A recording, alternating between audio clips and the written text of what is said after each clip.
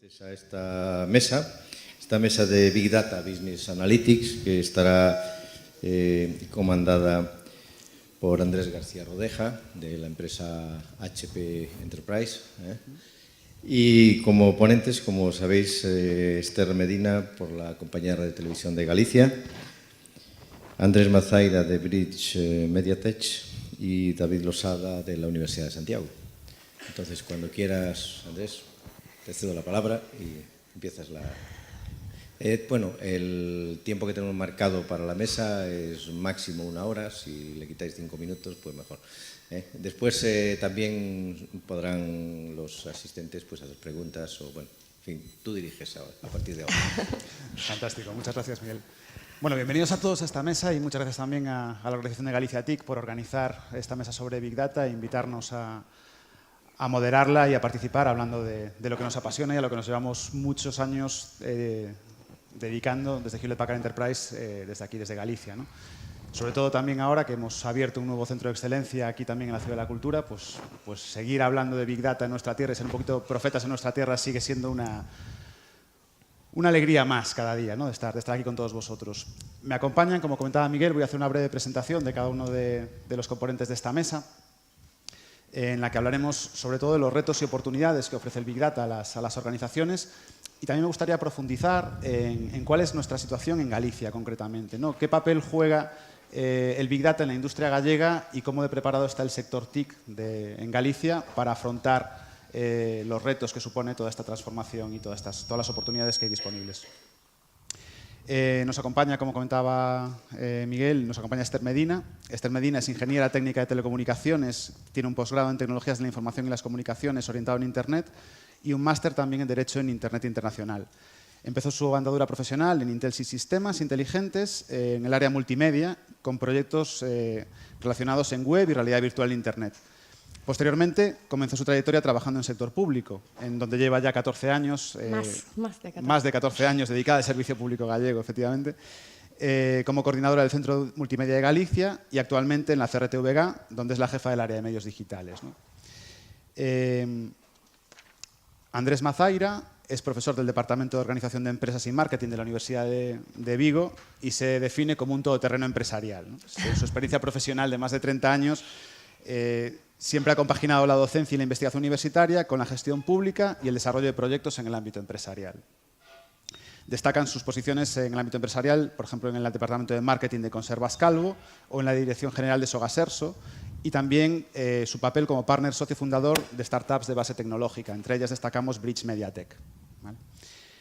Siempre ha estado orientado al análisis y construcción de nuevos modelos de negocio, el marketing estratégico orientado a resultados y el análisis de nuevas oportunidades a partir de los cambios derivados de la llamada transformación digital. David Losada también nos acompaña. Es profesor de la Universidad de Santiago de Compostela, licenciado en Informática por la Universidad de La Coruña, doctor en Ciencias de la Computación, que ha puesto su foco durante toda su trayectoria profesional en Information Retrieval, lo que llamamos recuperación de información y todo el tratamiento de información no estructurada, información textual. Así que yo creo que de chatbots y cómo interpretar lo que se comenta en ese tipo de cosas, como comentaba antes nuestro compañero Oracle, pues también es una de las referencias en el ámbito universitario, en el ámbito académico aquí en Galicia. Es un honor también tenerle con nosotros. David, además, es el coordinador del Máster Interuniversitario en Big Data de la Universidad de Santiago, que bueno, pues también nos ofrece un caladero de nuevos profesionales con una excelente formación también en este ámbito. A mí me gustaría empezar esta mesa, hacerla lo más dinámica posible, y me gustaría empezar esta mesa haciéndoos una pregunta a los tres, hablando de cuál es el papel del Big Data en las organizaciones, ¿no? Una de las cosas que siempre hablamos de Big Data, quizás no sea el nombre más adecuado y quizá haya empezado ya a perder fuelle, ¿no? Big Data, datos grandes, ¿qué es Big Data? ¿Qué es grande hoy? ¿Qué era grande ayer? Big Data hace 20 años eran 100 megas de información, hoy hablamos en cuestión de teras, y lo que hoy es Big Data dentro de 5 años no lo será tampoco, ¿no? Nos gusta mucho decir desde Hewlett Packard Enterprise, y parafraseando una cita de Ken Elliott, que es nuestro director de Global Analytics, cuando hablamos de Big Data, hablamos de almacenar información. Si almacenamos información por almacenarla, lo que estamos haciendo es desperdiciando espacio. Estamos simplemente desaprovechando nuestros recursos. Si no analizamos la información que hay almacenada, estamos perdiendo recursos. Si cuando analizamos la información las conclusiones de esos análisis no nos orientan a la acción y no hacemos cosas diferentes, lo que estamos perdiendo es materia gris, estamos perdiendo nuestro intelecto.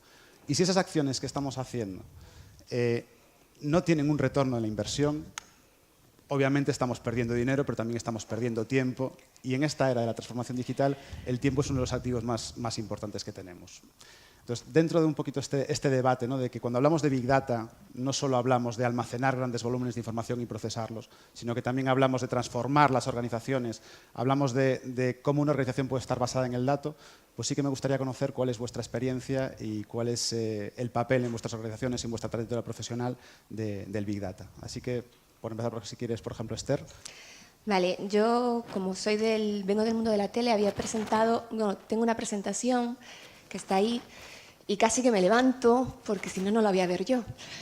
Es simplemente para acompañar un poco lo que voy a decir, yo creo que se va a entender mucho más con imágenes. Bueno, aquí tenemos una imagen que estaréis cansados de ver si habéis estado en temas de consumo audiovisual y es la típica imagen de televisión de toda la familia viendo el programa que tocaba, ¿no? Están todos volcados en la tele y con lo cual, bueno, pues es de esta imagen a esta otra, pues ha pasado muy poco tiempo y realmente ha cambiado casi todo, ¿no? Para empezar, ya vemos que hay una serie de dispositivos móviles que se han incorporado incluso a la forma de ver la televisión, ¿no? No solo ha cambiado el consumo audiovisual, sino que también ha cambiado el consumo de ver la televisión. O eso espero, no sé si soy la única que ve la televisión con el móvil en la mano, espero que no, que todos aquí más o menos lo tengáis así, ¿no? Bueno, yo creo que nos sentimos todos identificados con esta imagen y de hecho lo interesante de esta imagen es obviamente el cambio, pero es toda la información que me puede dar esta imagen, ¿no? Fijaros que hay, por un lado, nosotros tenemos a Kantar Media, que es nuestro proveedor de audiencias, que se basa en audiometría, y para ellos, en esta foto, lo que sacarían de conclusión es que tenemos una familia de 5 miembros, pues con una clase social X, que vive en una determinada población, que puede ser, pues aquí me lo he inventado, más de 50.000 habitantes, y al final lo que nos da es un poco un perfil TVG, ¿no? Un perfil TVG que sirve pues, para muchísimas cosas, entre ellas para comercializar, ¿no? Pero fijaros en esta otra imagen. Esta otra imagen me da una cantidad de información completamente diferente a la que me da Kantar Media, ¿no? Por un lado vemos que tenemos a un miembro de la familia que ni siquiera está viendo la televisión, está a otra cosa, ¿no? Uno de los miembros de la familia posiblemente esté tuiteando el hashtag en ese programa estoy emitiendo en la Televisión de Galicia, ¿no? Porque yo desde Televisión de Galicia estoy incitando al espectador a que genere una conversación paralela en redes sociales. Posiblemente también se haya hecho eco de contenido extra que añadimos durante la emisión también con cortes que consideramos que son los más relevantes o que pueden aportar contenido al contenido de pantalla, ¿no? Seguramente se haya hecho con ese contenido, lo haya puesto en su timeline, lo haya compartido, a su vez sus amigos lo hayan compartido, a lo mejor también se lo ha bajado, se lo ha pasado por WhatsApp. Bueno, al final tenemos que ese mismo contenido que está en la tele se está yendo a otros dispositivos, ¿no? Y está siendo consumido de diferente manera. Al final todo eso lo que son un mogollón de datos, ¿no? Tengo un alcance de personas, tengo unas impresiones, tengo un engagement, posiblemente esa persona contribuya a ser trending topic ese día también, porque como lo fuimos ayer con el programa de Land Rover. Y al final, pues incluso bueno, es un chaval, pero bueno, vamos a pensar que es alguien mayor, el que no estaba viendo la tele, pues ha dicho, oye, esto parecía que estaba generando cierta expectación en mi familia y yo me lo he perdido, ¿no? ¿Y qué hace? Pues se va a otras plataformas digitales donde puede conseguir ese mismo contenido, con lo cual puede irse a un servicio de carta o a través de la app, a través de movilidad. ¿Qué tenemos ahí? Más datos. Al final yo tengo más datos de un mismo contenido en diferentes sitios, ¿no? ¿Qué me interesa a mí como cadena de televisión, ¿no? Que soy? Pues en el fondo lo que yo quiero es conocer a mi audiencia. Necesito conocer a mi audiencia porque ese mismo contenido se está viendo en diferentes soportes y de diferente manera. Si yo llego a conocerlo, si llego a saber lo que está pasando con mi contenido, al final lo que voy a tener es un conocimiento mucho mayor para yo poder captar mejor a mi audiencia, porque de esto va la televisión. Al final, en un servicio público, independientemente de los valores que tenga, lo que se quiere también es captar audiencia.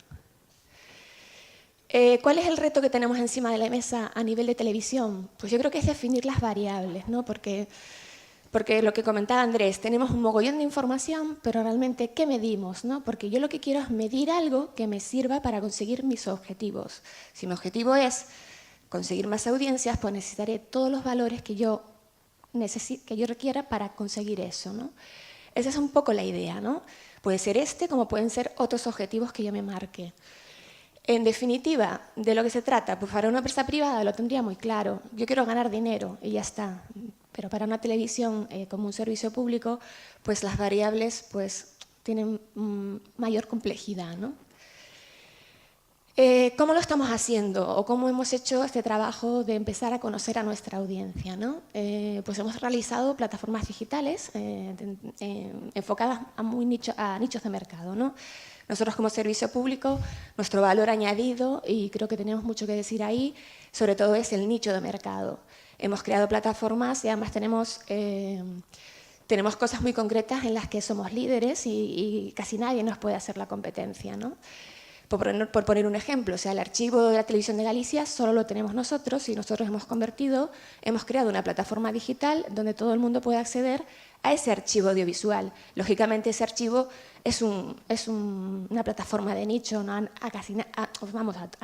mucha gente no le interesa ver el archivo de la Televisión de Galicia, pero hay gente que sí. Y así hemos trabajado pues, diferentes plataformas con diferentes temáticas.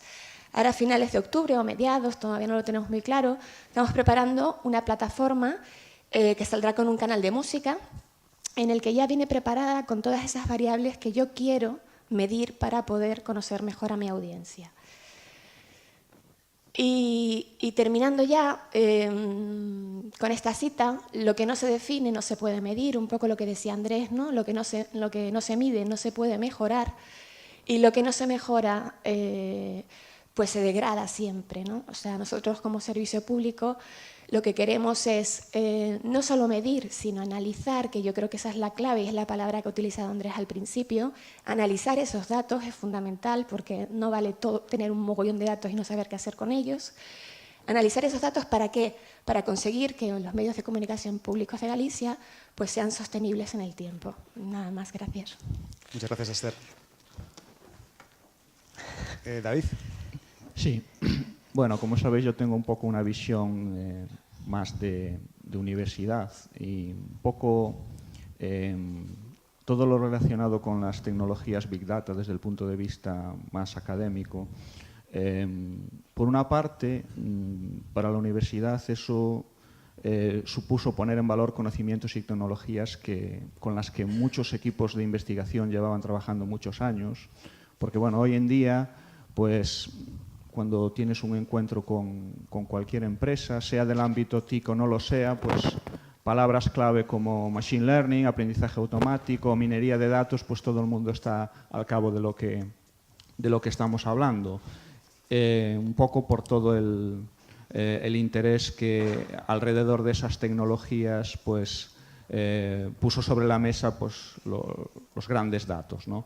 Pero bueno, muchas de esas tecnologías, la minería de datos, el machine learning y muchas otras, tienen décadas de antigüedad y en el ámbito universitario, en el ámbito científico, en el ámbito más relacionado con la innovación, pues se llevan utilizando muchos años. Es cierto que no con la dimensión tanto de ejemplos como de características que nos pone sobre la mesa pues, todo lo relacionado con Big Data, pero es algo que digamos que había mucha destreza en ese tipo de cuestiones.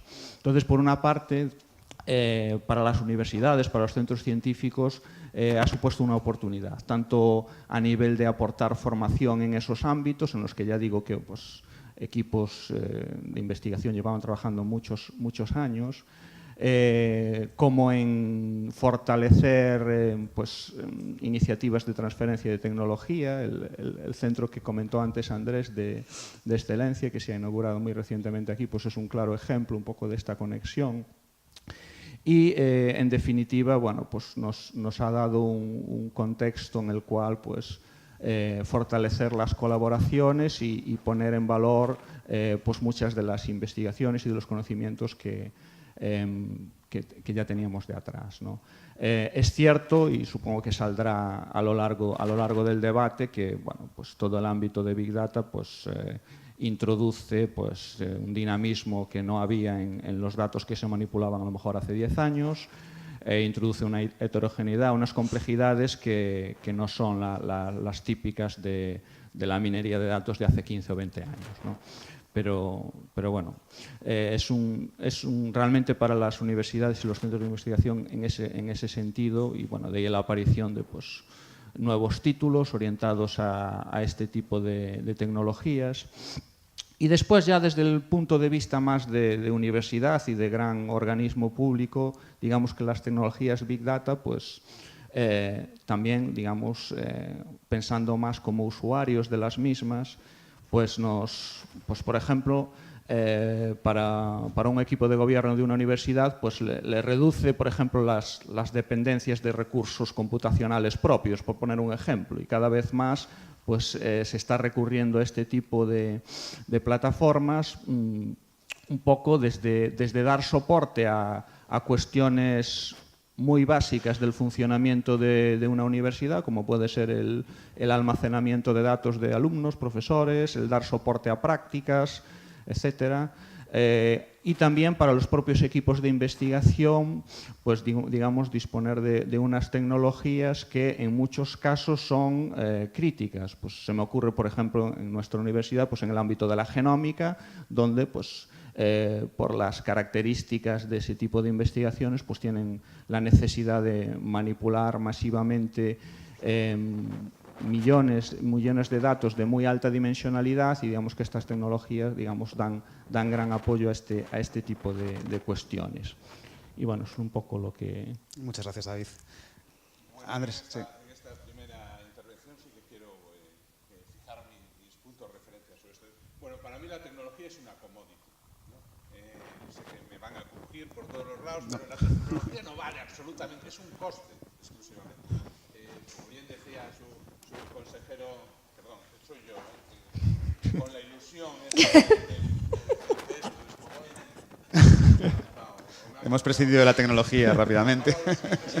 Te ha fallado la tecnología. Me han apagado las empresas del sector. Bueno, primero, para mí eso tenemos que tenerlo claro. Esto no va de tecnología, ¿no? La tecnología va cambiando, pero para mí es lo menos relevante, entre comillas, ¿no? La gente que venimos de los departamentos de organización de empresas, sabemos que al final esto va también de valores. Lo decían aquí, esto va de que si yo solo cojo datos, eso es un coste. La primera vez que yo fui a una gran cadena de televisión, que no era, y dije, oh, tengo un sistema de ACR que te va a decir que de cada uno y tal, y te dice, entras en esa habitación y la tengo llena de datos, me refiero. Tienes informe, ya voy 3 habitaciones. A mí dame cómo puedo ganarle a la cadena X. Ni siquiera eso, es cómo le puedo joder los lunes. Ese es mi problema, ¿no? Y yo creo que de eso es de lo que estamos hablando. Tampoco es algo novedoso. Mi abuelo tenía un almacén de comestibles y gestionaba datos de siempre, sin ningún tipo de tecnología. Sabía quién le compraba, quién no, sabía lo que le gustaba, sabía si era del Atlético, del Real Madrid, del Barcelona. Esas cosas lo hacía. ¿Qué cambia todo desde mi punto de vista? Y por eso también yo llegué ahí. La cultura digital. La cultura digital lo que nos hace es empezar a dar datos. Y en eso sí que estamos empezando, ¿no? Los datos que se manejan tradicionalmente de hacia dónde vamos es, bueno, pues si en el año 2010 había 1.000 millones de viviendas conectadas, pues en el 2020 va a haber, bueno, 1.200. ¿No? Eso no va a cambiar radicalmente. En lo que hemos estado estos años un poco rozando todo es lo que se llama la Internet personal, la Internet social, donde se ha oído mucho ruido y salvo muy poquitas no se ha ganado mucho dinero, salvo muy contadas empresas, llamémosle Facebook y tal, que esas sí que han ganado mucho dinero. Bueno, pues podemos pasar de los 4.600, 5.000 a los 6.000 millones. Bien, está bien, no está mal, pero eso va a generar, y nos ha generado unos datos que luego hablaremos, muy obsesionado en la identificación, ¿no? En la personificación, no tanto en el comportamiento. Y eso nos ha debido un debate que no podemos obviar aquí, que es el derecho a cómo gestiono esos datos, ¿no? Pero pensemos que en lo que se le llama IoT, el Internet de las Cosas, vamos a pasar de más o menos 1.500 millones, se habla de 50.000, 60.000 millones. Y ahí es donde va a estar el reto. Cómo yo cojo esos datos y cómo soy capaz de convertirlo en una orientación a resultados. Yo ya no me voy a orientar ni al cliente ni al dato, yo me tengo que orientar a generarle valor a mi cliente y cómo utilizo el dato para generarle valor.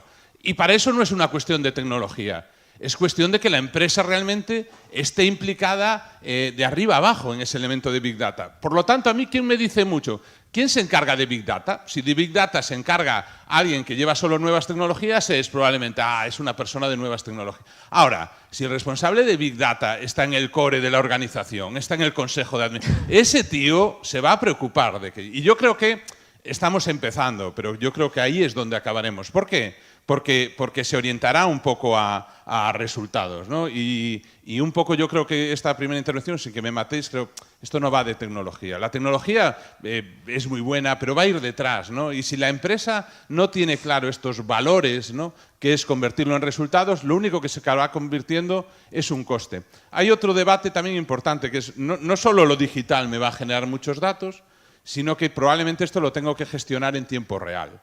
Y esto me añade otro reto más, ¿no?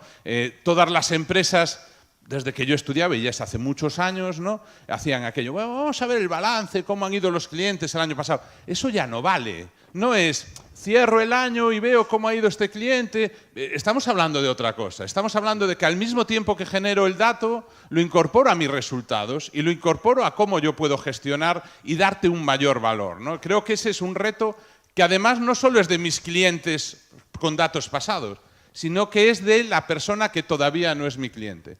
Añadiéndome otro elemento además diferencial con lo que nosotros trabajábamos antes en marketing, que era la investigación de mercados.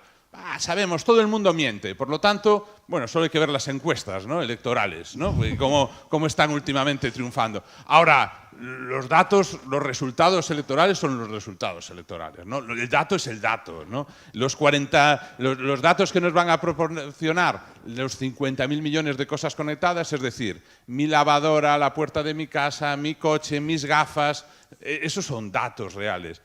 ¿Cómo soy capaz de no personificarlo, salvaguardar mi identidad y al mismo tiempo que tú me des servicio? Eso es lo relevante.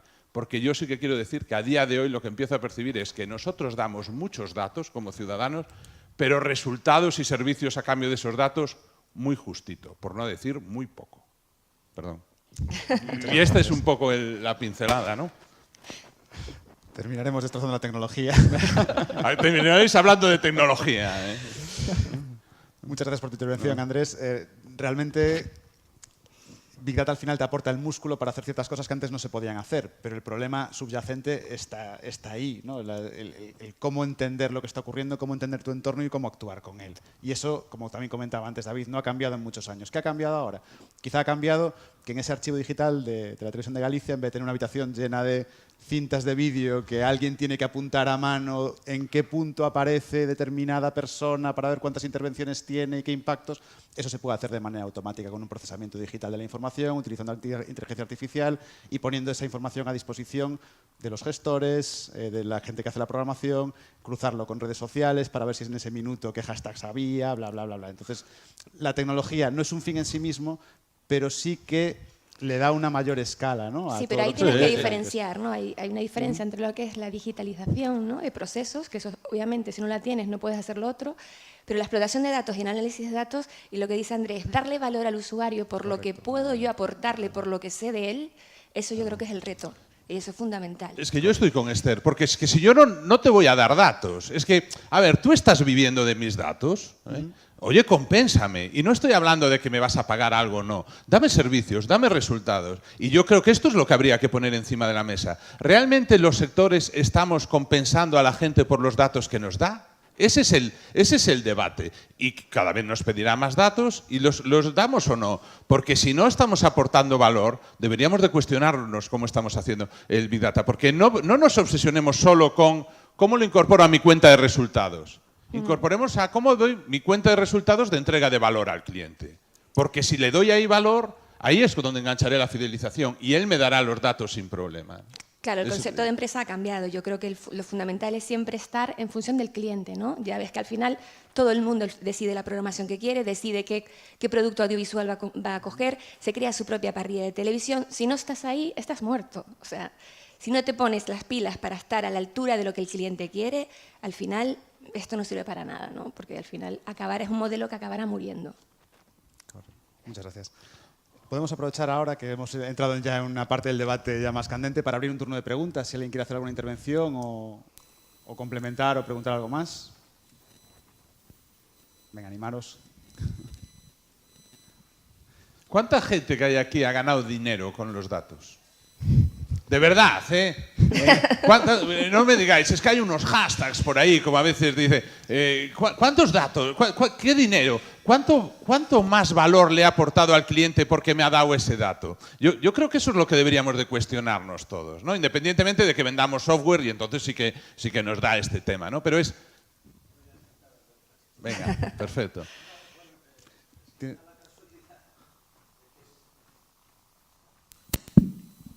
Es en relación a quién ha ganado dinero con los datos. Yo he sido fundador y soy socio de accionista de una sociedad que se llama Construdata 21, que vende información sobre obras de construcción, ¿no? Entonces, esta compañía lo que hace es recabar datos sobre proyectos de construcción en el estado en que se encuentren, bien sea una idea o bien sea ya una realidad que se está construyendo. ¿Quiénes son los clientes? Los clientes son los que venden cosas en la industria de la construcción, ¿vale? Entonces, bueno, tengo la experiencia del dato. Claro, a lo largo de la vida de la empresa, que ya lleva 15 años viviendo y vive de Internet, es una empresa que no ha sido un gran éxito empresarial, pero gana todos los años el 10% de lo que factura y factura del orden de 1,5 millones de euros. Esa empresa está ahora entrando en un nuevo concepto y es que el mundo se ha globalizado, la industria de la construcción, como sabéis, se ha internacionalizado también, por lo tanto los clientes quieren información de cualquier lugar del mundo. ¿Por qué? Las empresas constructoras además españolas van por el mundo adelante, ¿no? Entonces, existe un problema que es que el recabar los datos, la información, los datos, no información, pues hoy he leído a Goldratt, ¿no? La diferencia entre dato e información. Pero lo que quería preguntar, ¿no? En la medida en que Internet avanza, se banaliza este tipo de empresas que gestionan información. Estoy en la fase de Internet de los años 2002, 2003, donde el futuro no era de quien tuviera la información, sino quién era capaz de manejar la información, ¿no? Entonces, ahora la empresa está a punto de iniciar su declive y morir, que Internet va a ofrecer tecnología muy aplicada a la obtención de información y, por lo tanto, los clientes van a tener múltiples posibilidades de acceso a información de todo tipo en Internet, facilitado por ordenadores, etcétera, etcétera, mucho más automatizados. Y, por lo tanto, yo creo que la tecnología va a tener un peso específico en la evolución de la empresa. Lo propongo porque es una experiencia práctica. Sí, bueno, a mí un poco relacionado con... un poco relacionado con lo que decía Andrés. Bueno, a mí se me ocurren algunos ejemplos de grandes corporaciones que estoy seguro de que con todo este tema de los datos pues mejoran sus procesos y en definitiva ganan dinero. Una de ellas muy cercana es, por ejemplo, Inditex. Yo creo que es un ejemplo paradigmático, más allá de que podamos conocer o no los detalles de todos esos procesos, pero estoy seguro de que, digamos, agregando múltiples fuentes de información respecto a compras, respecto a gustos de clientes, respecto a reaccionar rápido, sabemos que mueven los stocks con una rapidez brutal, pues yo creo que sería un ejemplo de gran corporación que saca gran partido a toda la cantidad de información de la que dispone. O Citroën, por ejemplo, tuvimos la ocasión de, pues hace unos meses, tener una conferencia en nuestro máster de un responsable de informática en Citroën, y es brutal la capacidad que tienen para producir en pocos segundos una cantidad de coches enorme, y cómo, digamos, la información de sensorización y todos esos datos que van recibiendo, pues los utilizan para, en definitiva, mejorar y ganar dinero, en definitiva, hacer lo mismo en menos tiempo.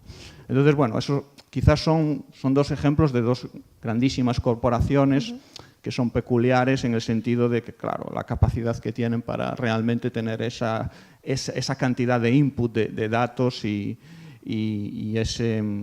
poder desarrollar esas tecnologías que mejoren sus procesos.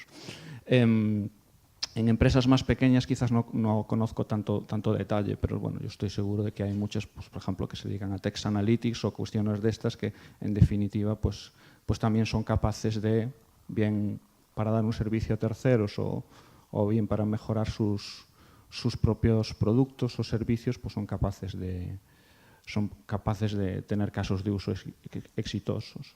Sí, yo creo que, y coincido contigo, porque en el fondo ahí estamos alineados. El caso de Inditex es paradigmático, como al poner en el centro al cliente, ¿vale?, todo el dato está enfocado a darle valor al cliente. Entonces ellos, como lo han enfocado, es justo un elemento, tiene su lógica. Si tú simplemente, lo que decía él, lo que tienes dato, creo que tú apuntas también a algo muy relevante, que es cómo los cambios tecnológicos lo que van cambiando son las aportaciones de valor. Como una determinada, ya no un dato, una información que antes te daba una posición de poder de mercado, digámoslo así, y que estabas tal, por un cambio tecnológico te puedes quedar fuera, ¿no? Y ahí es donde está el reto de reinventarte y repensarte, ¿no? Porque es lo que yo daba ya no me aporta valor, que era un poco lo que decía también Esther, entiendo yo, es en un modelo de televisión one to many, ¿no? La familia se sentaba y yo le ponía a todos, ¿y qué me toca hoy? Pues hoy es lunes, Serra Moura. ¿Y qué es mañana? Mañana martes, Pazo de Familia, pasado. Entonces era como muy fácil. Y todavía cuando le preguntáis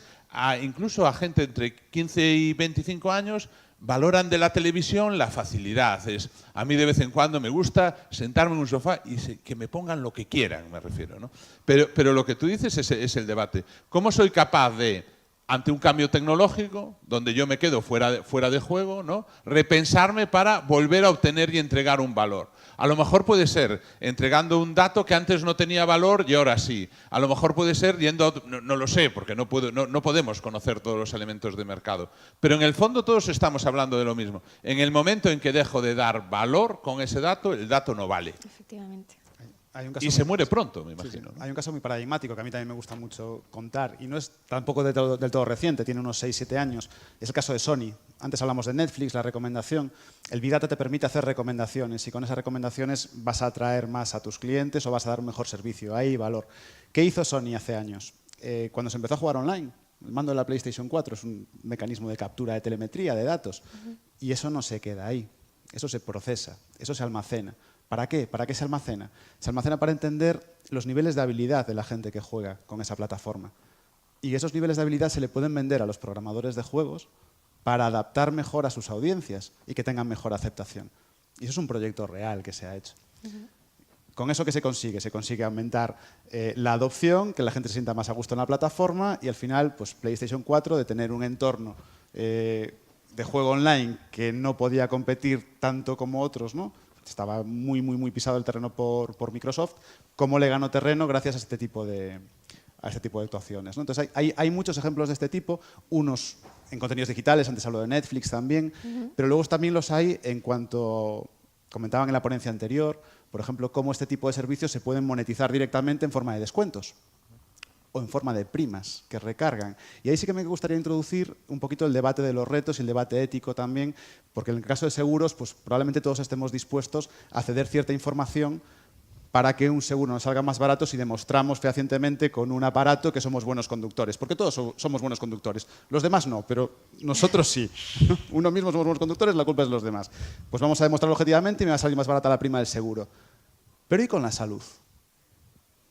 O sea, antes se comentó ese dato, ¿no? Realmente apareció una noticia la semana pasada de que el Servicio Público de Salud en UK no iba a financiar operaciones a personas con sobrepeso o que fumaran. O sea, ¿hasta dónde el Big Data, la recogida de datos, dónde está el debate ético? ¿Dónde está el límite, ¿no?, de para qué se puede utilizar esta información? ¿Cuál es vuestra visión sobre este tipo de cosas? Esto me viene a la cabeza un ejemplo que nos pusieron hace unos cuantos meses, que es que ¿quién tiene el mejor predictor de divorcios del mundo?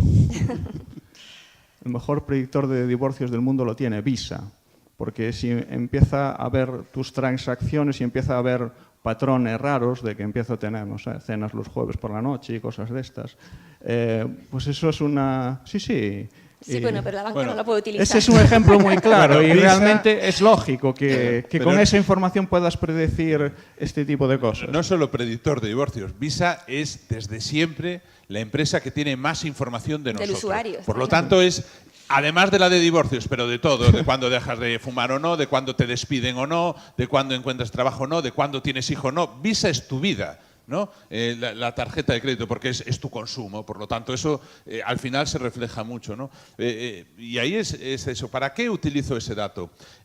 Yo no lo sé, me parece muy obvio este tema de las compañías de seguro, ¿no? Yo creo que las compañías de seguro, para lo primero que tendrían que hacerlo es para que mi compañía de mi seguro esté cuando el coche está funcionando, para empezar. Por lo tanto, vuelvo a decirlo, no es solo pensar en cómo te puteo un poco, con perdón, ¿no? Es como te manipulo un poco, llevo los datos a mi interés. No, es como tú te mueves poco en coche, tú no tienes que pagar 300 como si estuvieras 24 horas todos los 365 días. Y eso es para mí gestionar datos de una manera competitiva. Y ahí llegará alguien. En el tema del seguro siempre lo llevamos a ese límite, ¿no? que es el otro. Pero a lo mejor a mí, ¿no? A mí que hace 3 años me dejé 25 kilos de un lado a otro, ¿no? Y dejé de ser en teoría obeso para llevar una vida sana, ¿no? A lo mejor mi cuota a la seguridad social que paga la Universidad de Vigo debería de bajar. No nos miremos siempre. Para mí eso es cómo gestionamos el dato. El dato debe ser en ese elemento. ¿Por qué? Porque como lo incorporo a mis tomas de decisiones. Y el tabaco también es, y cuando tú veas cuánto vas fumando, te lo subo o lo bajo. Eso es dentro de los elementos, para mí, de cómo juego honestamente, ¿no? con el dato, como él decía, de la universidad, ¿no? Sí, o yo qué sé, definir cuotas de coste de seguro del coche en función de tu uso del mismo, de que detecte que conduces el coche a las 5 de la mañana o que tengas un uso... Esto lleva a cambiar los modelos de negocio, porque realmente están montados desde un momento donde no había ese flujo de datos. Pensemos en un hotel, pensemos en un coche, pensemos en nuestra cuota a la seguridad social. Ahora, estoy convencido que en muy poquito tiempo esto va a cambiar. ¿Cuándo? Cuando alguien empieza a crear otros modelos de negocio, cuando Airbnb crea un modelo de negocio, cuando Uber crea un modelo de negocio, cuando alguien empiece con un modelo de negocio diferente, ¿no? Se van a cambiar. ¿Por qué? Porque al final esto tiene que haber un soporte de monetización. ¿Y cuándo va a triunfar esa monetización? Cuando se aprueba, cuando realmente aportas valor, ¿no? Estamos aquí hablando mucho de emprendimiento en este elemento, pero realmente el emprendimiento, esto no va de rondas, esto va de facturarle a un cliente al que le aportas valor al final, ¿no? Entonces, ese es el reto, ¿cómo aporto datos? Y yo creo que nosotros eso lo permitimos, ¿no? Si hay transparencia, hombre, yo doy mis datos, pero a mí me gustaría saber quién está utilizando mis datos y para qué. Y eso es simplemente un fenómeno de transparencia que yo creo que debe de ir ligado a los datos. Y ahí, tanto en el ámbito universitario como vosotros, tenéis mucho que decir. Oye, mira, Andrés Mazaira, los datos que están utilizando de ti son todos estos, lo está utilizando estos y te están dando este valor. Y entonces yo decido, me das valor, te lo doy, me das valor, te lo quito. Creo que ese es el reto para los propios que estáis trabajando en el data, ¿no? Yo estoy de acuerdo con Andrés, siempre estoy de acuerdo con Andrés. No, pero a ver, sí que creo que tenemos una obsesión por el usuario, ¿no? Estamos cansados del rollo este de si el servicio es gratis, el dato eres tú, ¿no? El producto eres tú. Y realmente, pues es lo que está utilizando Google, o siempre es como ese miedo en el cuerpo de que están utilizándonos a nosotros como ese experimento científico, ¿no?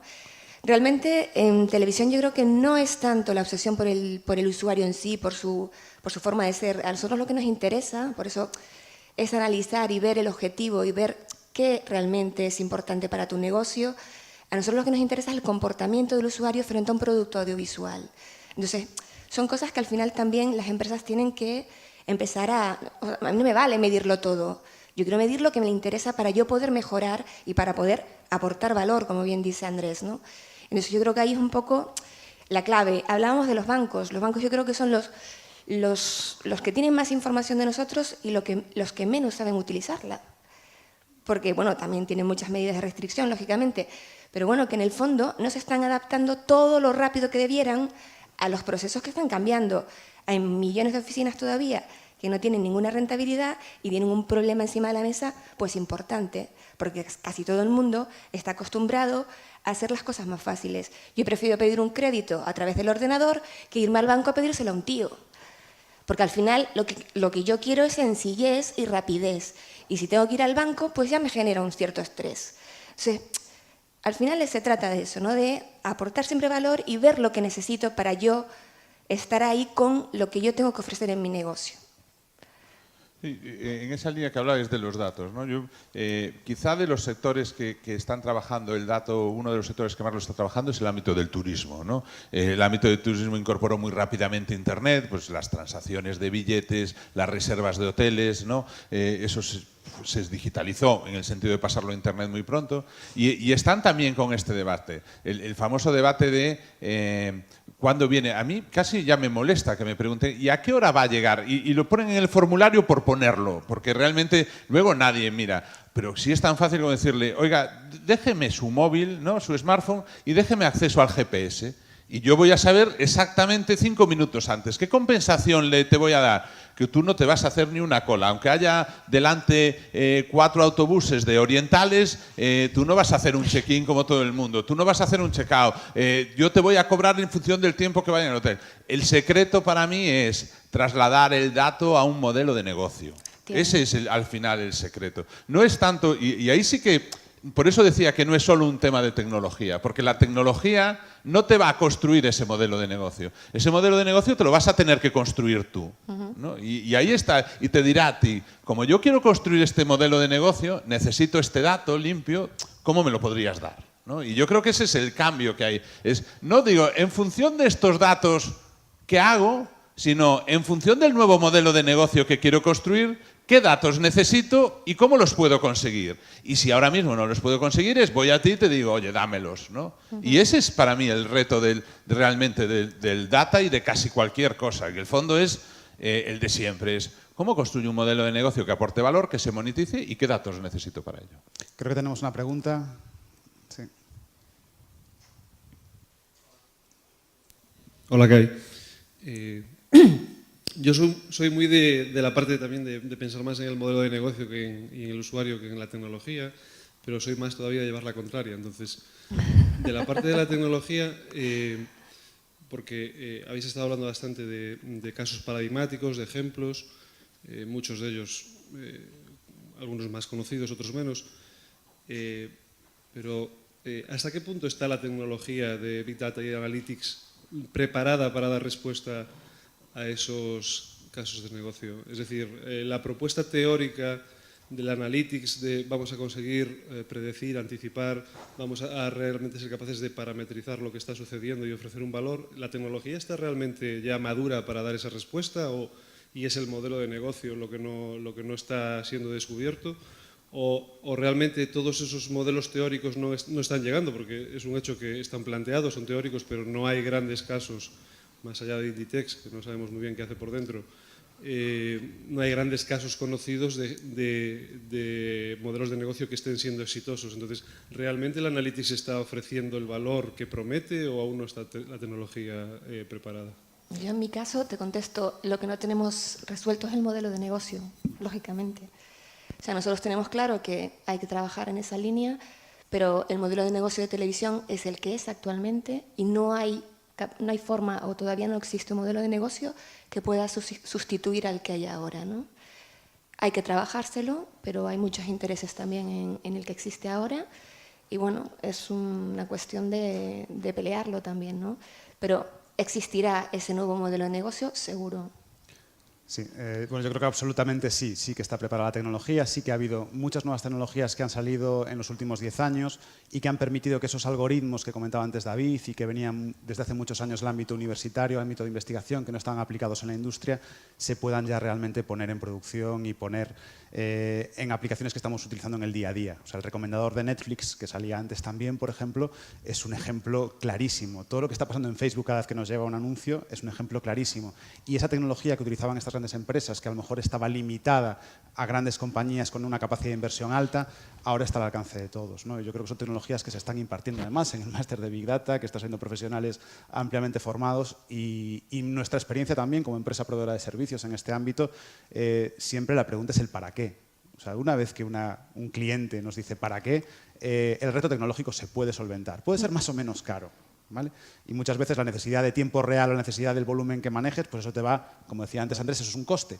Entonces, ahí es una cuestión de dinero, no de preparación. Pero la mayor barrera que yo me he encontrado hasta ahora siempre es el para qué, es el tener claro el modelo de negocio y qué vas a hacer. Se nos echa un poquito, si quieres, una última intervención, dos el tiempo ejemplos, encima. tan Sí. solo. Un ejemplo típico es la realidad virtual, del cual yo era sumamente escéptico también, ¿no? Hasta que llega Pokémon GO. Y Pokémon GO le ha sacado, por lo tanto había una tecnología que mucha gente lleva muchos años intentando sacarle rendimiento y no ha podido. Y por el lado contrario te voy a decir otra, el típico, reconocimiento automático de contenidos. Está muy desarrollado, nosotros tenemos Ibris Mediatek tiene una patente mundial, han trabajado ahí Intunow, han trabajado Civox, han trabajado los grandes del sector y todavía en el second screen, ¿no?, nadie ha encontrado cómo le ofrece el valor al consumidor. El primer día puede que sí, bájate, pero de una manera recurrente de proporcionar valor no la hay. Yo estoy convencido que esto va a ser el caso de la realidad aumentada. Llegará alguien que será capaz de darle mucho valor a la second screen, al sistema de reconocimiento automático de contenido. Seguro, seguro. Pero la tecnología está ahí. No sé cómo ves tú. Bueno, yo quizás a la pregunta que tú hacías no contestaría tan taxativamente. Es decir, es que depende de qué datos estemos hablando y qué problema quieras abordar. Es decir, como decía Andrés, por ejemplo, el caso de recomendación es un caso muy paradigmático de éxito. Es decir, si tú eres Netflix y tienes esa cantidad de input y esa cantidad de interacción de los usuarios, tienes la capacidad de hacer un recomendador como el que hace Netflix, que si no me equivoco, las últimas estadísticas estaban que el 70% de los contenidos vistos en Netflix venían del recomendador. Eso es brutal, es decir, el usuario te llega ahí y al final consume algo que tú le recomiendas y no lo que él tenía originalmente pensado. Eso es un caso de éxito muy claro y por ahí detrás la tecnología de Recommender Systems, que es otra tecnología que lleva 20, 30 años investigándose en ella, pues desde luego, y hay un poco, digamos, fortalecido por esa gran cantidad de datos que tienes, pues sin lugar a dudas te tiene un rendimiento fantástico. Otro ejemplo que me viene a la cabeza, por ejemplo, es el filtro de correo basura de Google, que podéis pensar, esto es una chorrada, pero eso también es una tecnología Big Data.